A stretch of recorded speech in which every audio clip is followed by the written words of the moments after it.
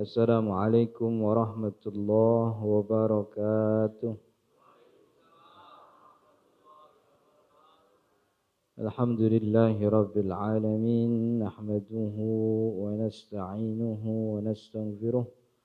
Allahumma salli wa sallim wa barik ala sayyidina Muhammadin wa ala alihi wa sahbihi ajma'in. Amma ba'du.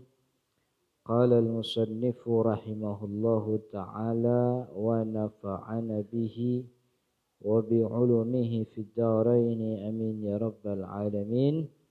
Faslun a'dzarus salati itsnan.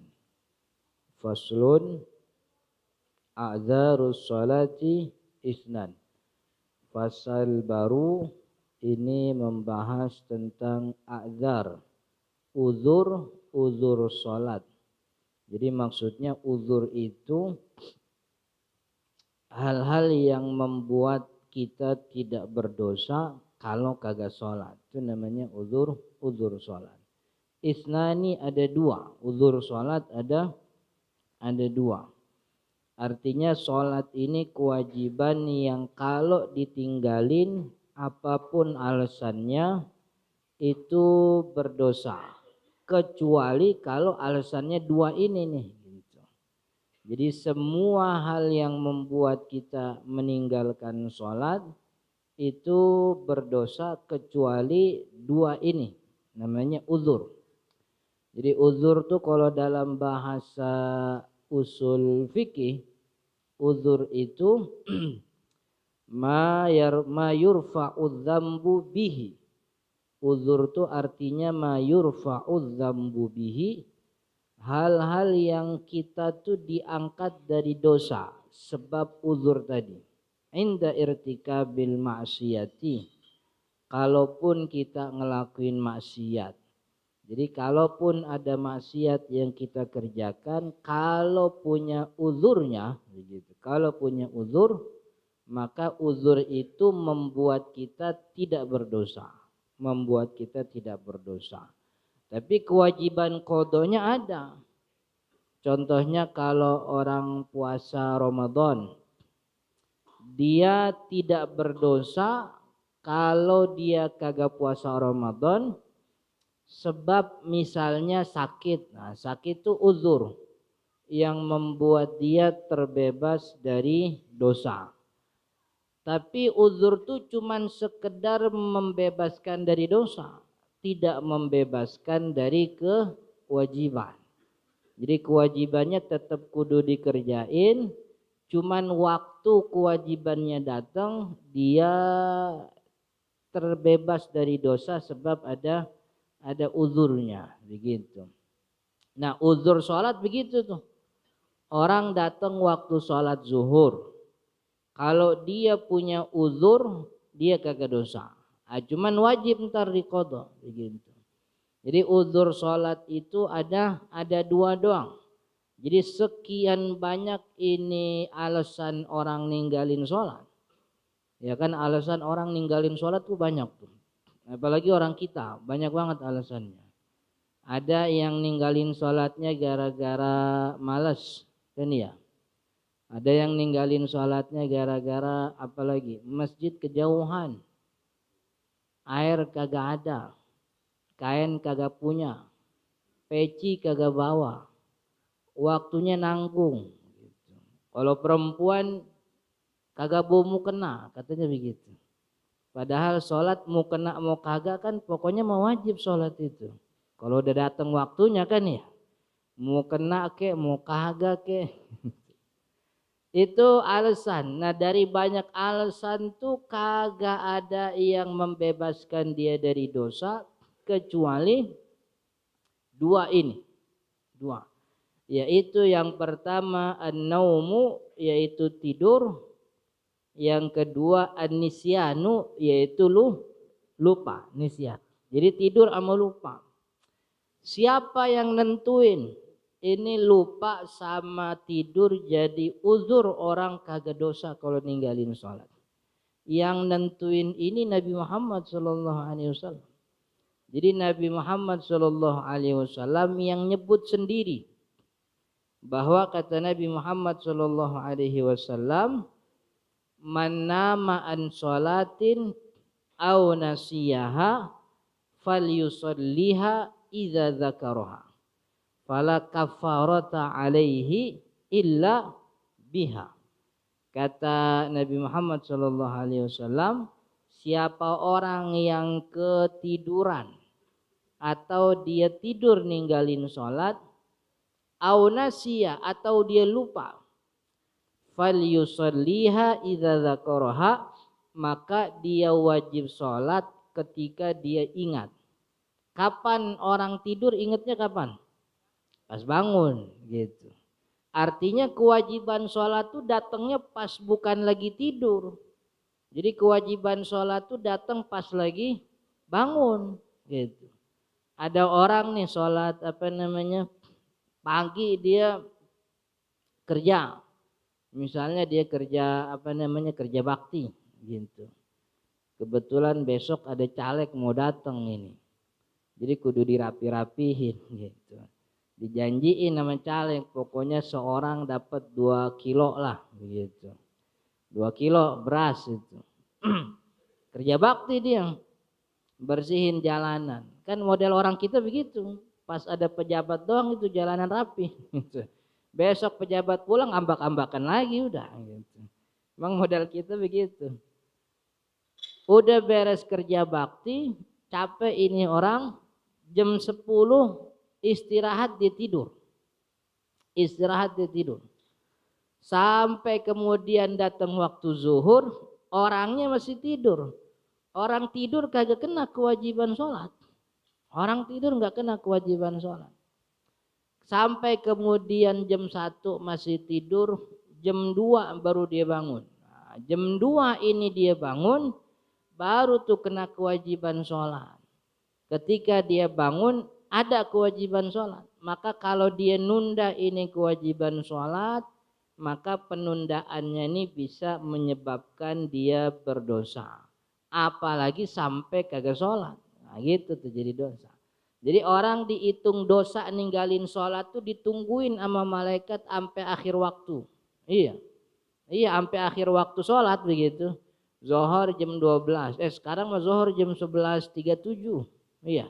Jam 13 jam 11.40 kurang dikit. Ini masuk nih kewajiban zuhur. Orang belum ngerjain kagak belum dapat dosa. Jam 1 belum ngerjain belum dapat dosa. Jam 2 kagak ngerjain belum dapat dosa. Sampai ntar jam 2:30. Sekarang kan asar jam berapa tuh? Jam 14. 14.58, jam 3 kurang dikit kan ya. Itu dosa tuh baru dia dapat kalau udah masuk waktu sholat asar gitu.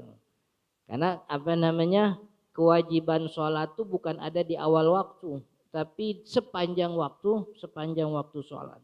Maka kalau sepanjang itu belum lewat, orang belum dosa. Nah kalau orang tidur gimana Ustaz sepanjang sholat? Orang tidur sepanjang waktu sholat kagak dosa. Sebab tidur tuh uzur. Nabi Muhammad nyebut begitu.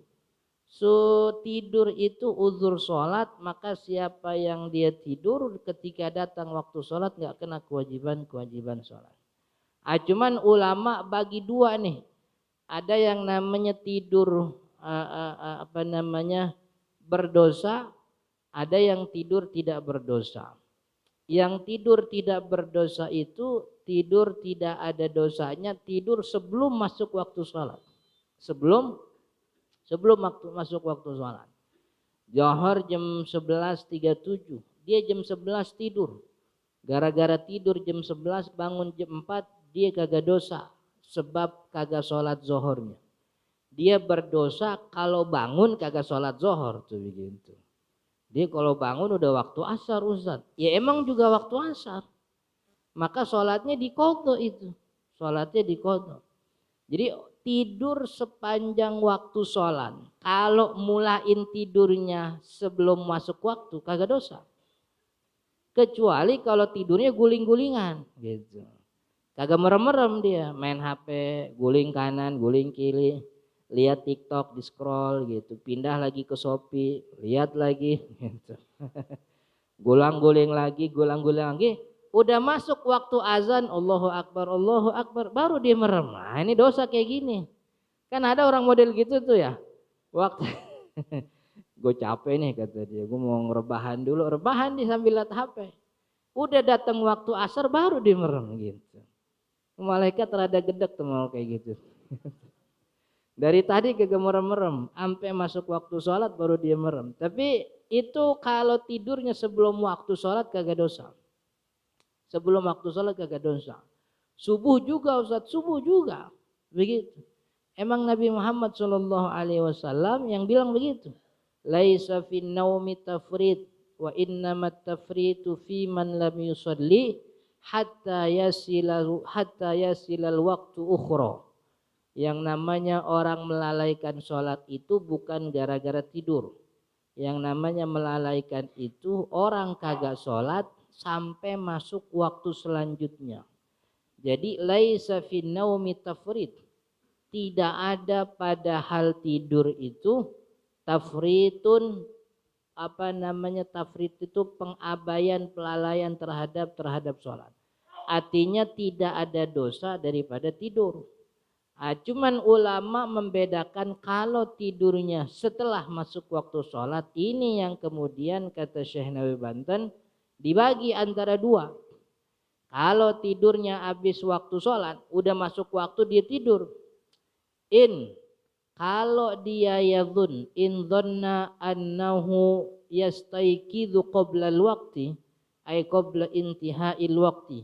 Kalau dia yakin bakal bangun sebelum waktu sholatnya selesai, sholatnya orangnya kagak berdosa. Orang itu dilihat dia jam 2 jam 12. Katanya gue mah kalau tidur siang paling juga setengah jam. Lama-lama 1 jam doang. Jadi kalau gue tidur jam 12 begitu, tidur jam 12, nanti jam 1 gue bangun masih waktu zuhur. Begitu. Kalau dia punya zon itu kalau bahasa ulama usulnya itu pengetahuan yang punya kadar kebenaran 75%. Gitu. Jadi ada yakin tuh ilmu tuh, ini dalam ilmu usul fikih nih, ilmu yakin tuh 100%. Kalau di bawah itu 75%. Gitu. Gua mah biasanya kalau tidur siang cuman sejam doang, paling lama. Dan itu terjadi berkali-kali. Maka karena itu terjadi berkali-kali, jadi patokan dia, jadi standar. Gua mah tidur nggak pernah lama kalau tidur siang. Nah ini jadi zon nih. Jadi zon. Tapi kalau orang yang tiap hari emang kebluk begitu, nggak malam kagak siang, kalau tidur tuh total begitu. Pokoknya optimal deh gitu. Ini orang yang kayak gini nih kagak boleh kira-kira. Pokoknya kalau udah masuk waktu sholat, jangan tidur kecuali setelah melaksanakan sholat. Sebab dia tidak punya zon, tidak punya pengetahuan yang cukup atas tidurnya nih, apa mampu dia bangun sebelum waktu sholat selesai apa kagak. Begitu. Jadi kalau ada orang yang tidur dan dia punya zon, punya zon ini, kira-kira pengetahuan yang terjadi berulang-ulang bahwa dia bakal bangun. Gua biasanya kalau tidur siang setengah jam, paling lama 1 jam. Maka kalau orang ini tidur, dia tidak berdosa. Begitu. Beda kalau orang yang tidurnya ada waktu setelah masuk waktu tapi dia tidak punya zon, maka dia dosanya 2 tuh. Pertama dosanya tidur, yang kedua dosa mengakhirkan sholat. Dosanya 2, dosanya tidur, dosanya mengakhirkan sholat. Kalau yang pertama bagaimana Ustaz? Yang pertama dia punya zon, ini punya perkiraan yang emang udah terjadi setiap hari bahwa orang ini tidur biasanya 1 jam doang. Ternyata waktu itu malah lewat. Maka dapat dosanya kata Syekh Nawawi Banten, dosanya 1. dosa mengakhirkan sholatnya. Dosa tidurnya kagak. Sebab tidurnya dibangun atas zon, yang zonnya itu emang udah rutin terjadi, bahwa dia tidur siang cuman kira-kira 1 jam doang. Begitu, cuman waktu itu kelewatan. Maka orang yang tidurnya habis waktu sholat, dia dibagi dua. Apakah dia punya perkiraan bakal bangun sebelum waktu sholatnya selesai? Kalau dia punya perkiraan itu, dia tidak berdosa, gitu. Tapi kalau dia tidak punya perkiraan begitu, nggak biasa tidur siang, sekalinya tidur siang lama, maka dia dosanya dua. Gitu. Dosanya,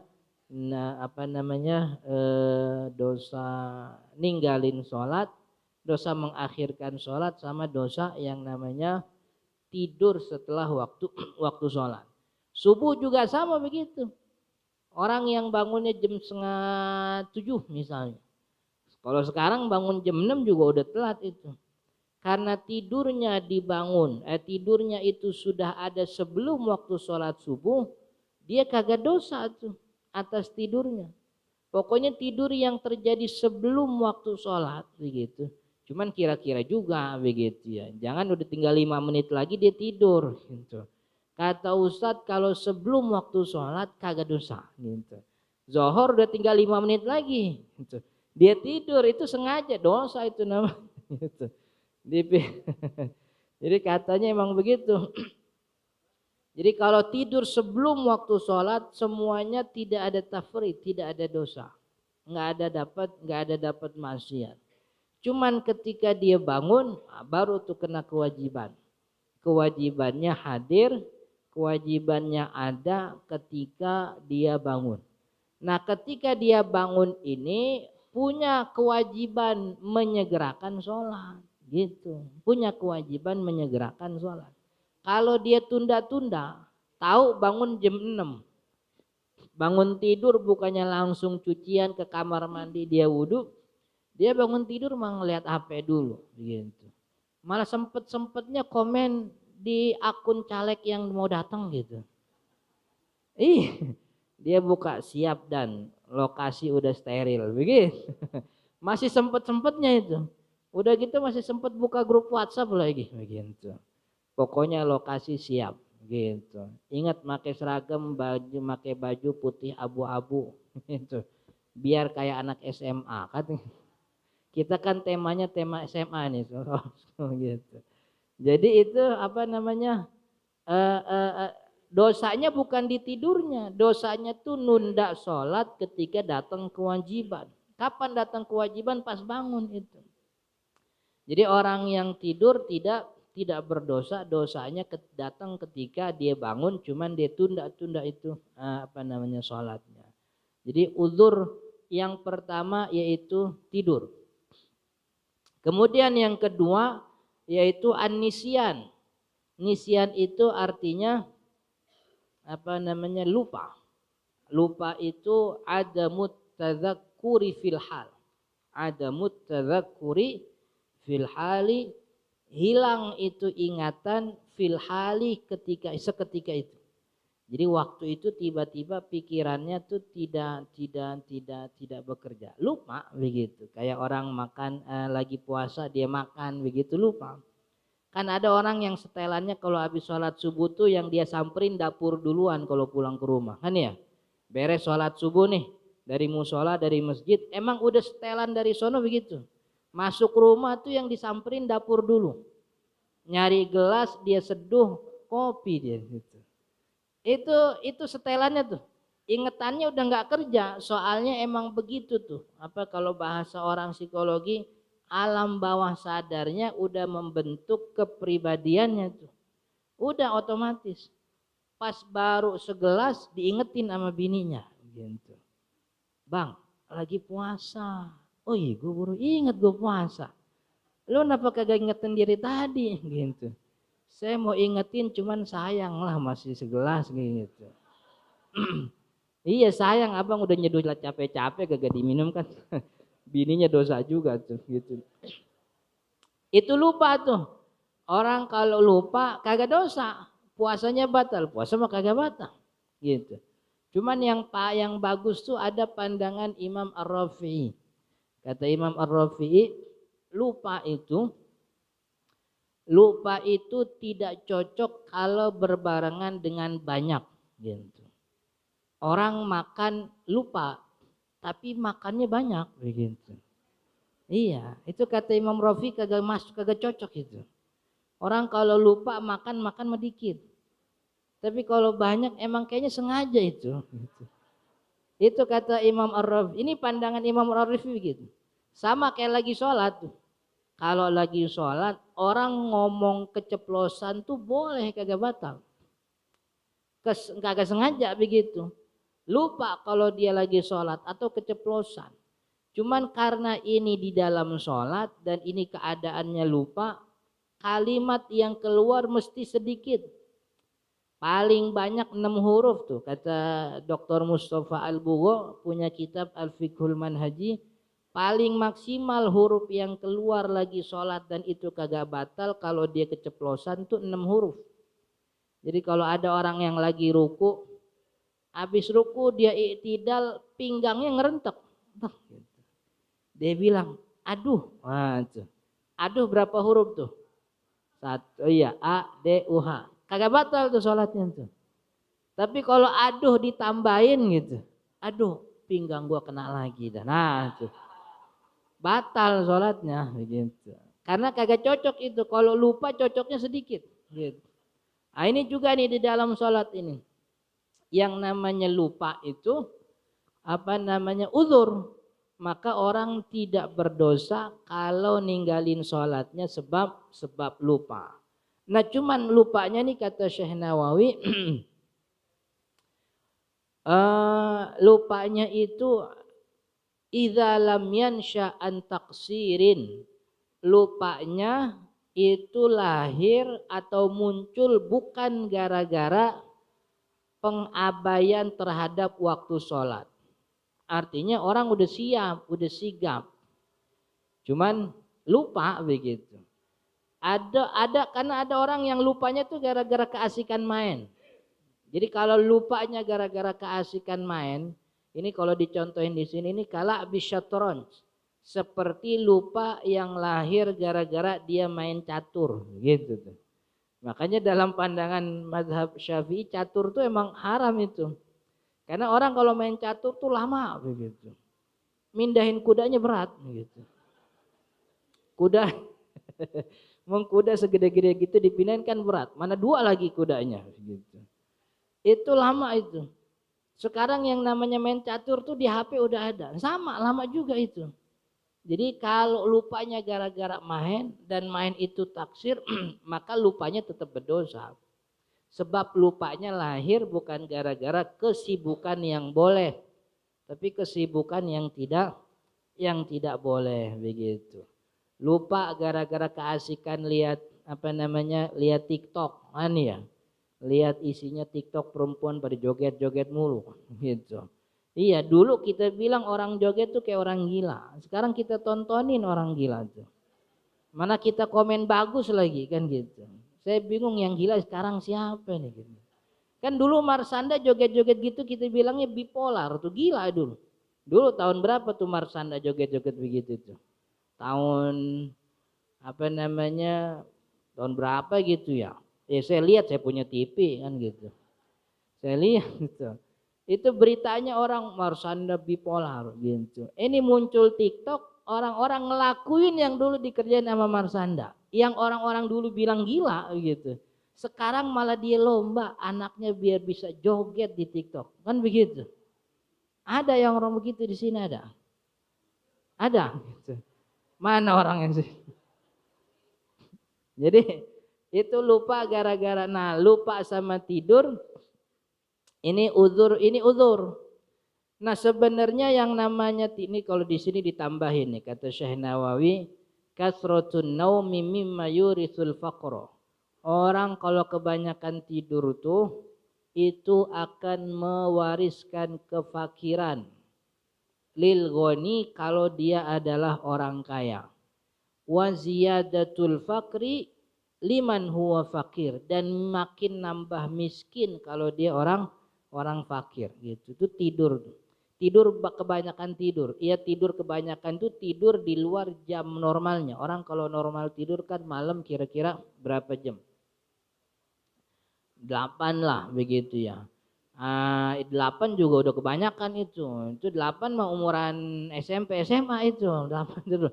Kalau orang gede kayak kita, orang tua ini 4 jam 3 apa 5 jam dah begitu.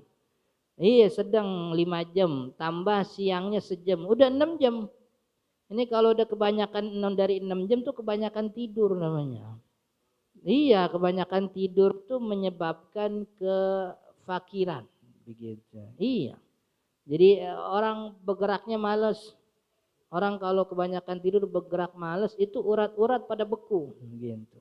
Jadi sekalinya bergerak saraf kejepit dia kena gitu. Emang biasa begitu emang gitu. Orang kalau rajin kalau bahasa anak sekarang walk out. Apa walk out tuh?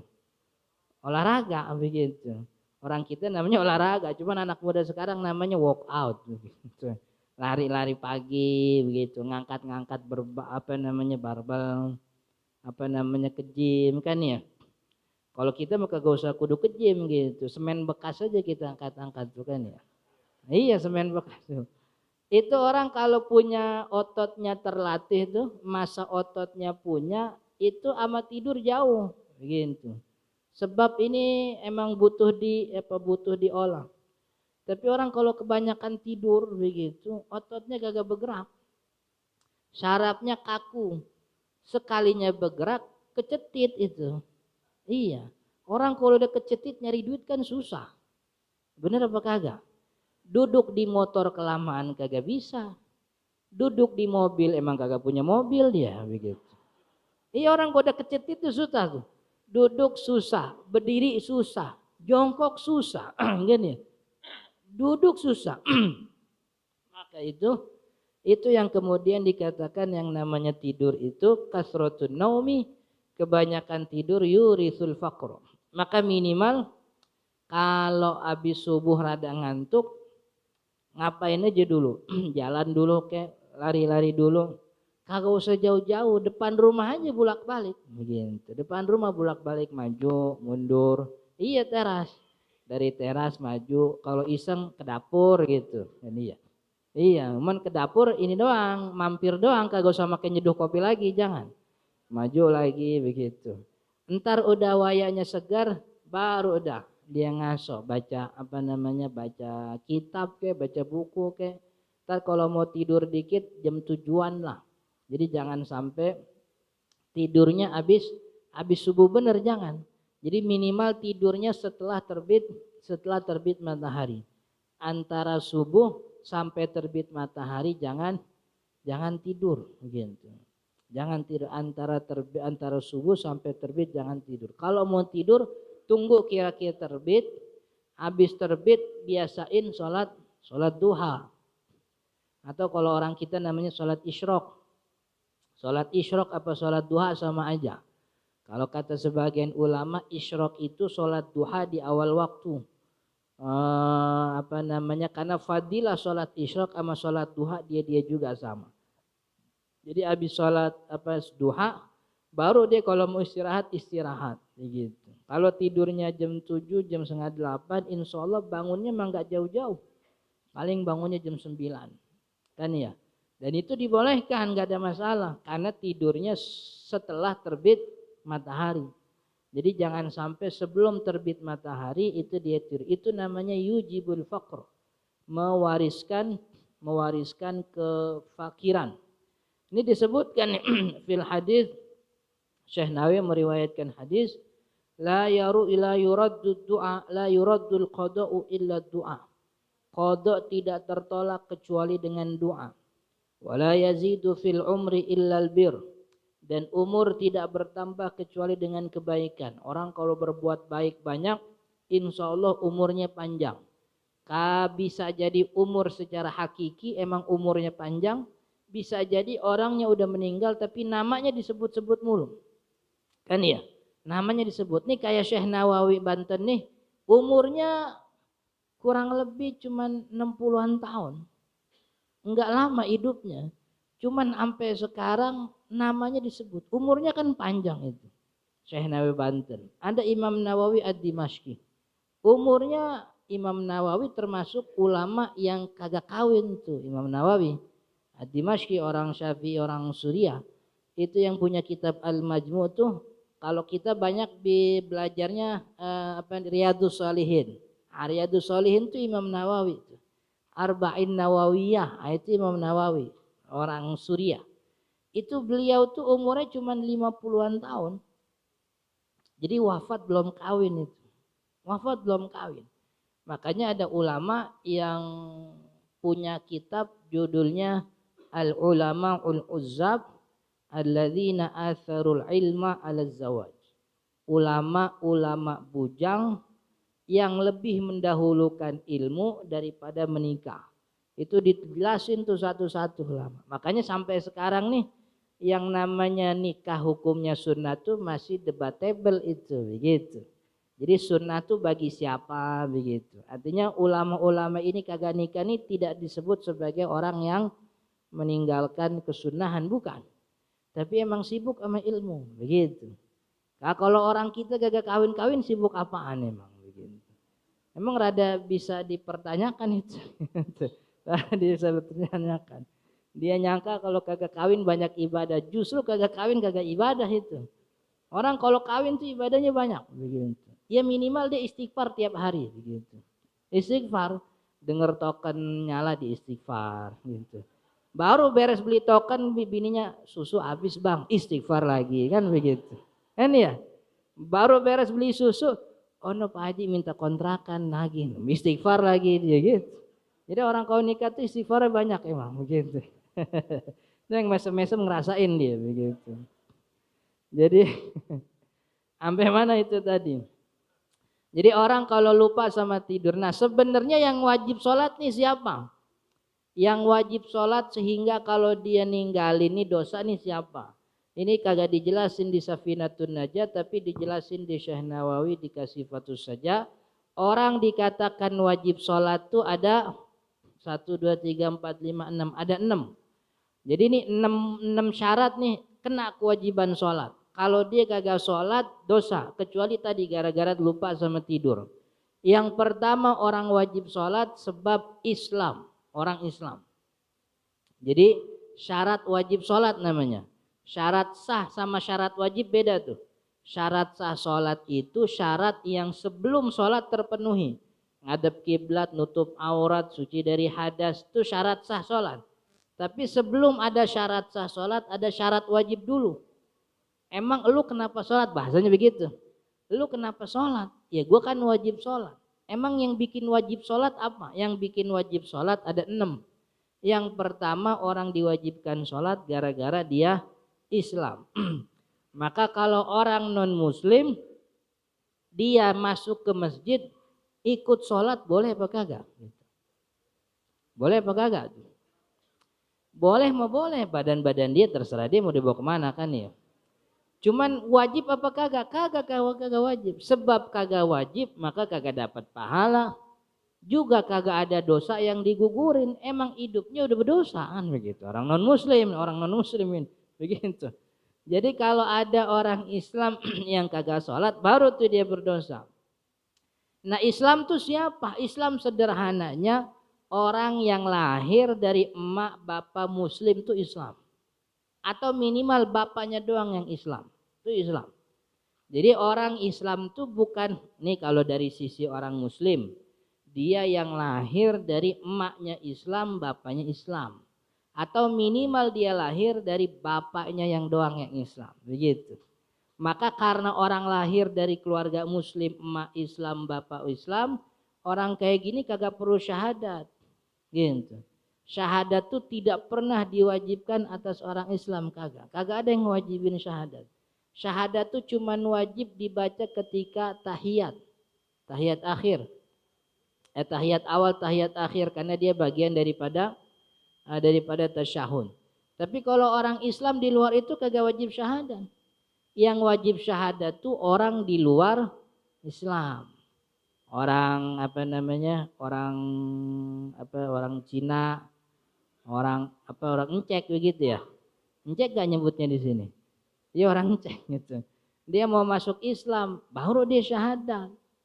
Orang di luar Islam mau masuk Islam syahadat.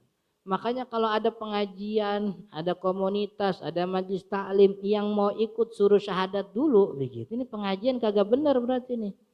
Berarti ini pengajian nganggep orang-orang di luarnya tuh non muslim semua itu. Sampai orang masuk kudu syahadat dulu. Begitu. Jadi syahadat itu diwajibkan bagi yang di luar Islam buat masuk Islam. Orang yang udah Islam dari lahir, lahirnya dari emaknya Islam, bapaknya Islam, udah muslim itu. Enggak kudu pakai syahadat. Imannya dari mana? Imannya ngikut bapak emaknya. Emang begitu. Walladzina amanu wattaba'athum dzurriyyatuhum biimanin. Surat At-Tur ayat 21. Emang nyambung itu iman orang tua, begitu. Itu orang Islam. Maka kalau dia sudah Islam kena kewajiban sholat. Yang orang kafir non muslim dari lahir atau sejak balik tidak punya kewajiban sholat. Ini syarat wajib juga menentukan apa wajib qada apa kagak. Kalau saya ninggalin sholat wajib qada apa kagak, tergantung terpenuhi apa kagak syarat wajib. Yang pertama Islam, yang kedua balik, gitu. Orang balik, orang yang sudah sampai umur balik. Kalau kemarin kita pelajari balik itu tandanya keluar air mani atau haid bagi perempuan. Mulanya umur 9 tahun, paling mentoknya 15 tahun. Jadi kalau 9 tahun belum keluar air mani, belum haid, tunggu sampai 10 sampai 11, sampai maksimal 15 tahun komariah dia kagak keluar haid, nggak keluar air mani, 15 tahun tuh jadi tanda balik gitu. Maka kalau udah 15 tahun itu udah pasti wajib sholat semuanya. Yang ketiga berakal.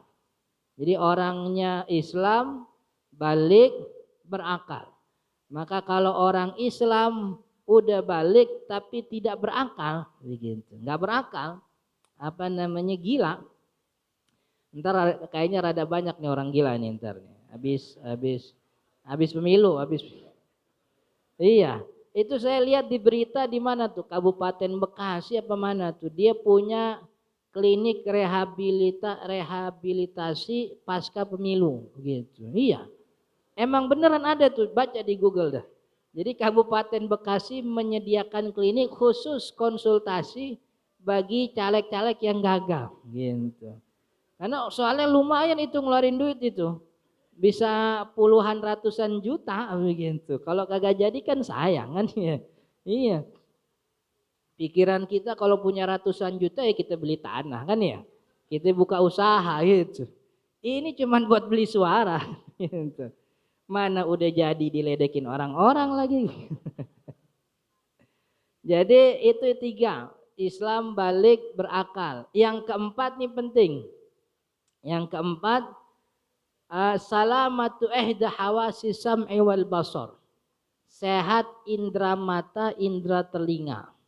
Sejak balik.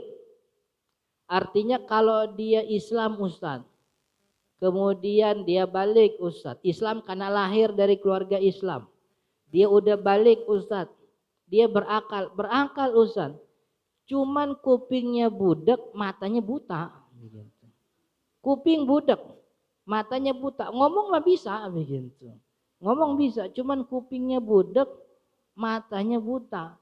Kira-kira wajib sholat apa kagak? Enggak wajib sholat. Kenapa enggak wajib sholat? Nyontohin sholatnya kita bingung lewat mana. Ngajarin sholatnya bagaimana kalau orang buta sama sekalian orang budek gitu. Disuruh liatin orang ke masjid dia kagak ngeliat. Disuruh dengerin azan dia kagak dengar kan ya. Maka kalau orang lahir dalam keadaan begitu nggak wajib sholat. Artinya dia lahir begitu tuh. Kemudian mak bapaknya usaha punya duit banyak, umur 25 tahun dia dioperasi. Umur 25 ini udah gede dioperasi. Sembuhlah ini, kupingnya bisa dengar, matanya bisa ngelihat. Maka kalau 25 tahun kan ada 10 tahun lewat tuh sejak 15 tahun. Ini 10 tahun kewajiban sholat kagak wajib diqodho. Sebab sepanjang 10 tahun dia emang kagak wajib sholat. Sebab indera mata, indera telinganya tidak berfungsi. Atau kecilnya sehat, lahirnya normal. Cuman karena kecelakaan misalnya, atau karena punya penyakit misalnya, akhirnya kupingnya budek, matanya buta. Pas umur balik, ya udah nggak kena kewajiban sholat. Jadi yang kena kewajiban sholat kalau indera mata, indera telinganya dalam keadaan sehat. Itu yang keempat tuh. Kemudian yang kelima, bulughud dakwah. Yang kelima adalah sampainya informasi tentang kewajiban sholat. Dia balik Islam, orang tuanya emak bapaknya Islam, kemudian balik iya, berakal iya, sehat indera mata indera telinga iya, cuman kagak pernah ada yang ngasih tahu sholat itu wajib. Misalnya sebab dia tinggal di negara minoritas muslim misalnya, kan ya. Kan banyak nih orang-orang Indonesia yang kawin sama orang luar negeri, sibuk dia kerja, anaknya lahirnya Islam, begitu. Cuman dikata sholat dia gak tahu. Iya kagak usah keluar negeri, artis kita juga banyak yang begitu. Artis banyak begitu. Yang kalau Desember dia pakai topi Sinterklas, kalau dia Ramadan pakai sorban, gitu. Kan artis begitu tuh. Agamanya siapa yang ngajak aja, begitu. Pokoknya yang ngajak pakai topi Sinterklas. Ntar ya Desember kan ntar banyak ini pakai topi Sinterklas. Ntar wayanya Ramadan pakai kerudungan dia. Pakai kerudungan, pakai peci, pakai baju koko begitu. Mana kokonya Almia lagi yang mahal gitu. Ustadz aja gak sanggup tuh beli Almia sekarang. Mahal itu. Paling murah gope 500 gitu. Ya kalau ada jemaah yang mau beliin sih saya terima begitu. Iya. Kan ya. Jadi itu sampainya dakwah. Jadi kalau ada orang yang lah saya kagak tahu kalau sholat subuh tuh wajib. Nggak taunya kenapa? Kagak ada yang ngasih tahu. Emang tinggalnya di mana? Oh tinggalnya di sono no. Emang kita lihat rumahnya jauh dari pemukiman. Nggak ada masjid terdekat begitu. Jadi yang namanya bulughud dakwah ini dilihat juga, kalau dia alasannya kagak tahu tapi tinggalnya di tengah pemukiman muslim kagak diterima sama ulama gitu. Dia bilangnya kagak ada yang ngasih tahu saya tentang kewajiban sholat, tapi tinggalnya di Jakarta. Yang kiri kanan masjid kan suaranya gede-gede banget kalau di Jakarta masjid. Iya.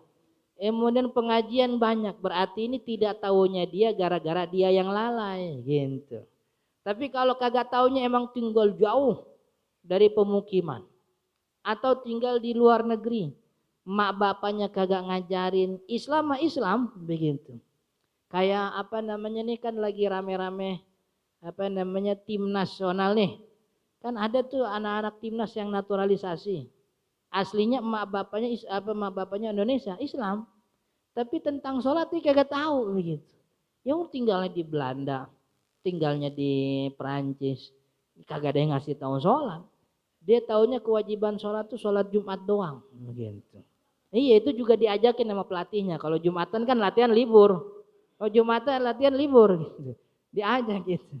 Kan ya. Itu maka nggak dosa tuh. Kalau emang benar-benar tidak nyampe informasi. Allah adil. Allah ngasih dosa buat orang yang udah tahu. Yang kagak tahu kagak kena kewajiban. Itu yang kelima. Maka kalau kelima ini ada kemudian sholat ditinggal wajib qadha gitu. Yang keenam adalah an-naqa'u minal haidi wan nifas, bersih dari haid dan nifas. Ini bagi perempuan. Disebutkan ini supaya nanti jangan nyangka kalau beres haid qadha sholat, kagak. Jadi disebutkan sebagai syarat wajib sholat sebab orang haid beres haid kagak wajib qadha sholat. Orang nifas beres nifas kagak wajib qadha sholat. Ini 6 syarat wajib sholat. Pertama Islam, yang kedua balik, yang ketiga berakal, Yang keempat, sehat indera mata, indera telinga. Yang kelima, apa tadi? Sampainya dakwah, informasi kewajiban sholat dia nyampe. Yang keenam adalah suci dari haid dan nifas. Kalau 6 ini terpenuhi, wajib sholat. Kalau dia wajib sholat kemudian meninggalkan sholat, maka wajib kodok sholat. Tapi kalau dia ninggalin sholat sebab yang tadi nih, karena dia masih haid, nggak ada kewajiban sholat. Begitu. Wallahu ta'ala alam, mudah-mudahan bermanfaat. Insya Allah lanjut di pertemuan akan datang tentang apa nih bacaan yang depan. Syurutus sholat. Ini kalau bacaan depan ini syarat sholat ini maksudnya syarat sah begitu. Wallahu ta'ala alam. Ini sebelum ditutup ada pertanyaan. Bagaimana hukumnya dalam sholat berjamaah ketika ada salah satu jamaah bersin? Apa kita wajib menjawab atau diam saja? Sama halnya dengan ketika imam baca surat Al-A'la. Di ayat terakhir suhufi Ibrahim wa Musa, makmum menjawab alaihi salam. Itu bagaimana hukumnya? Kalau doa doa bersin kan di dalam hadis Nabi Muhammad SAW, inna hadhihi shalah la tasluh, gimana ayatnya? La tasluh fi hadhihi shalah kalamul bashar.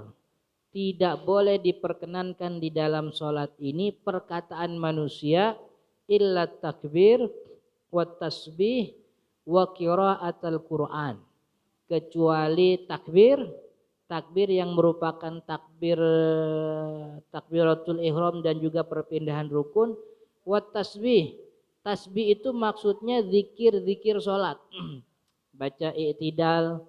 Jadi disebut tasbih sebab ngambil bacaan ruku sama sujud. Bacaan ruku sama sujud kan tasbih tuh. Dan tasbih itu hukumnya sunnah. Maka semua bacaan-bacaan sunnah ini dibolehkan. Artinya pokoknya kagak boleh di dalam sholat kecuali takbir, tasbih, bacaan-bacaan Quran, bacaan-bacaan sunnah, wa qiraatul Quran. Maka kalau bukan 3 ini tidak boleh disebut di dalam sholat. Artinya kalau ada yang bersin begitu, kagak perlu repot-repot didoain begitu. Malaikat juga nauin kita lagi sholat begitu. Jadi emang kagak boleh itu hukumnya. Sebab jangankan baca doain menjawab bersin, jawab salam aja kan juga tidak diperkenankan. Dulu Nabi Muhammad SAW ketika sedang sholat, ada sahabat Nabi yang ngasih salam. Assalamualaikum ya Rasulullah. Lalu Nabi Muhammad mengangkat tangannya, ngasih isyarat bahwa beliau sedang dalam keadaan sholat. Jadi ngasih isyarat. Maka begitu juga kalau kita lagi dengar ada orang bersin, kagak usah yarhamukallah begitu. Terus bagaimana kalau bacaan alaihi masalam setelah surat Al-A'la? Sepanjang ini yang saya tahu, sepanjang saya belajar, saya belum menemukan ada nih saya belajarnya kagak banyak soalnya, kitabnya belum banyak yang saya pelajari, guru yang saya ketemu juga belum banyak, belum ada yang nyebut alaihi masalam setelah Ibrahim wa Musa. Tapi di dalam Taqrirat As-Sadidah, ada kitab fikih namanya At-Taqrirat As-Sadidah. At-Taqrirat As-Sadidah menyebutkan adanya kebolehan menjawab alaihi wassalam setelah surat Al-A'la dalam kitab Taqrirat Sadidah.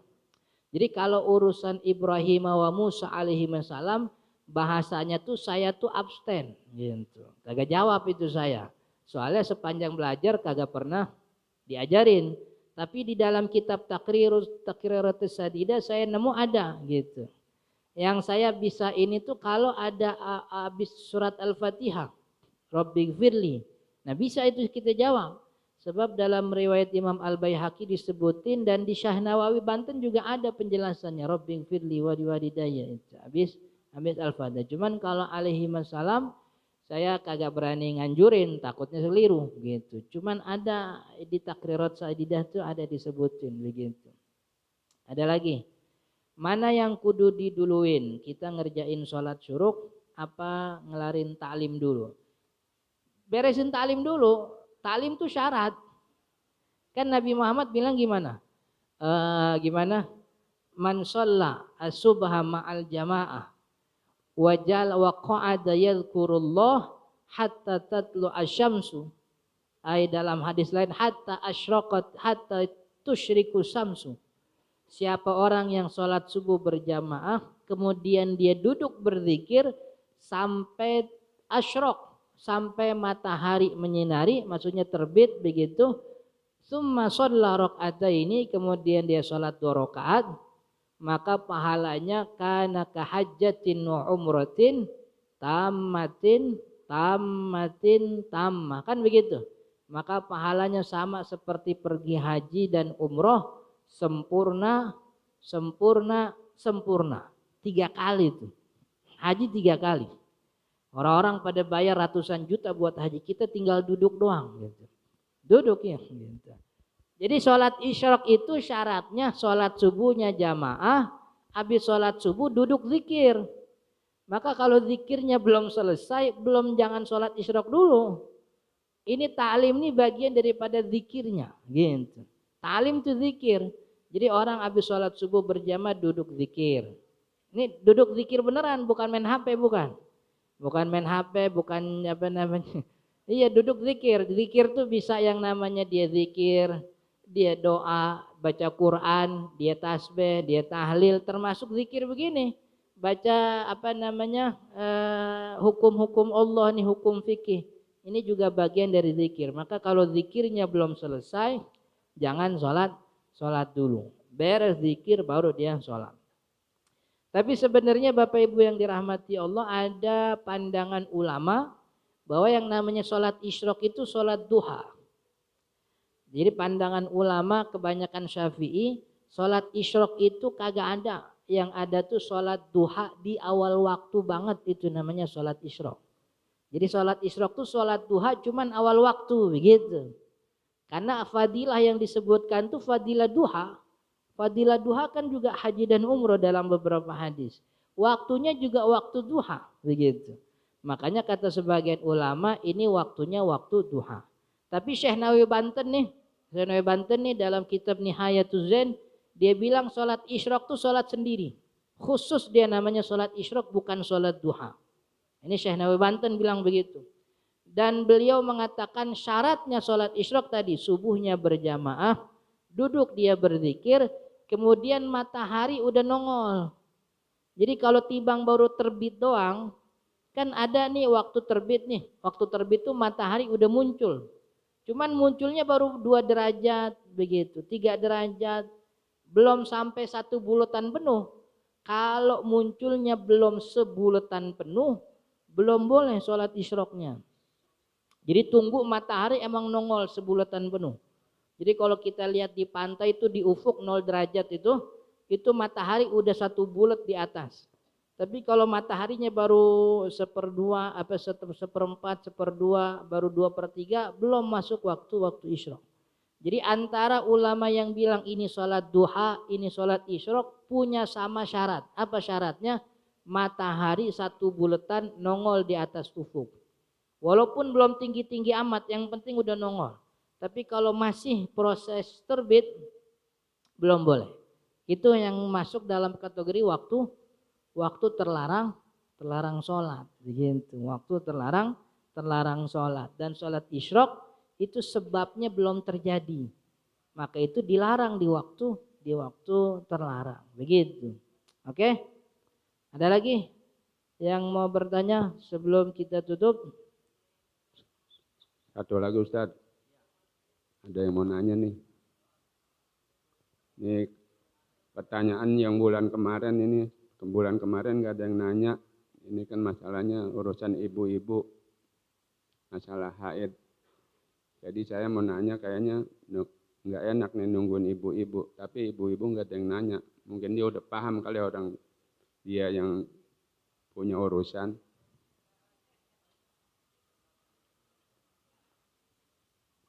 Habis pantunnya.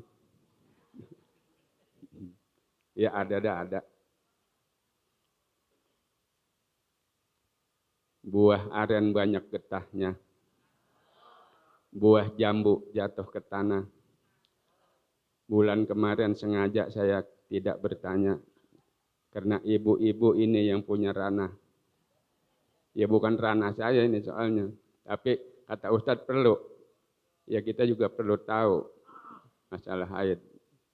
Kan kemarin udah dibilang kalau ada yang nanya nanti kita bisa jawab katanya.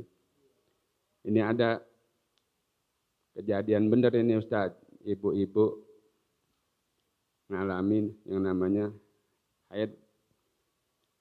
Biasanya 6 hari dan 7 hari sudah selesai. Lalu setelah sudah mandi janabah, sudah sholat, ya sudah 1 hari lah kurang lebih. Lalu tiba-tiba keluar lagi. Tapi tidak banyak keluarnya, cuman sedikit. Pertanyaan saya itu apakah darah haid, apa darah apa? Apakah harus mandi lagi atau cukup dengan istinja? Saya rasa itu saja pertanyaan saya. Saya ucapkan terima kasih. Wassalamualaikum warahmatullahi wabarakatuh. Assalamualaikum warahmatullahi wabarakatuh. Buah jambu kemerah-merahan. Buah anggur kebiru-biruan. Kalau jemaah udah ngasih pertanyaan, maka Ustadz ngasih jawaban. Gitu. Cocok apa enggak itu? Jadi kalau haid udah berhenti, emang biasanya berhenti 2 hari, 3 hari, keluar lagi. Ini dibedain sama ulama antara mubtadi'ah dengan ghair mubtadi'ah. Artinya ada orang yang emang baru haid begitu, yang disebut juga dengan istilah mutahayyirah. Mutahayyirah itu perempuan yang kebingungan, ini darah haid atau bukan. Antara arifatun, perempuan yang tahu udah beres haidnya, kemudian 2-3 hari keluar dan dia bisa bedain. Ini mah bukan haid, sebab darah haid aneh mah begini gitu. Ini bukan. Jadi dibedain dulu nih antara orang yang perempuan yang tahu sama yang kagak tahu. Kalau perempuan dia tahu ya nggak ada masalah, dia bisa nentuin dia sendiri. Sebab emang perempuan tahu darah haidnya sendiri, dan itu Nabi Muhammad SAW yang mengatakan al haidu damun aswadu tu'raf. Dia adalah darah hitam yang diketahui. Maksudnya diketahui oleh banyak perempuan. Maka untuk nentuin ini haid apa bukan dia tahu sendiri. Tapi kalau perempuan yang mutahayyirah, dia kagak tahu, dia bingung karena pengalaman haidnya baru sebentar. Atau pengalaman haidnya berubah. Biasanya perempuan haidnya berubah tuh sebab habis sakit baru sembuh minum obat dia berubah. Atau habis ngelahirin dia berubah itu haidnya. Ini kalau dia jadi mutahayyirah, jadi kagak tahu, jadi bingung, maka hukumnya makai hari aja. Makai hari. Paling lama haid itu 15 hari. Paling sebentar sehari semalam. Jadi kalau dia haid keluar dari tanggal 1, 2, 3, 4, 5, 6, 7, 8. 8 berhenti gitu. Tanggal 9 suci dia sholat, tanggal 10 suci dia sholat. Tanggal 11 keluar darahnya. Kalau dia bingung ini masih darah haid. Sebab masa haid paling lama belum ketemu, belum lengkap. Karena masa haid paling lama 15, ini baru hari ke-11 gitu. Tapi kalau hari ke-8 udah berhenti, 10, 11, 12, 13, hari ke-16 malah keluar, berarti ini darah istihadah, dia tetap suci. Sebab masa haid paling lama udah selesai, udah lewat. Darahnya keluar di waktu yang mestinya dia suci, begitu. Maka ini hukumnya istihadah, dia wajib sholat, begitu. Jadi kalau mutahayyirah pakai hari. Sebentar haid sehari semalam, paling lama 15 hari. Selama masih dalam 15 hari itu haid, begitu. Paling sebentar sehari semalam, lama 15 hari. Kalau masa sucinya paling sebentar 15 hari suci, paling sebentar 15 hari. Paling lama masa suci tidak ada batasnya. Jadi orang bisa itu suci sampai setahun 2 tahun, begitu. Oke? Wallahu ta'ala alam, mudah-mudahan bermanfaat. Subhanakallahumma wa bihamdika asyhadu an la ilaha illa anta astaghfiruka wa atubu ilaik. Assalamualaikum warahmatullahi wabarakatuh. Demikianlah ilmu dan nasihat agama yang sudah guru kita sampaikan. Semoga apa yang beliau sampaikan mendapatkan ilmu yang bermanfaat buat kita semua dan juga kita bisa mengamalkannya dalam kehidupan sehari-hari. Infak pagi ini sebesar Rp768.000 dan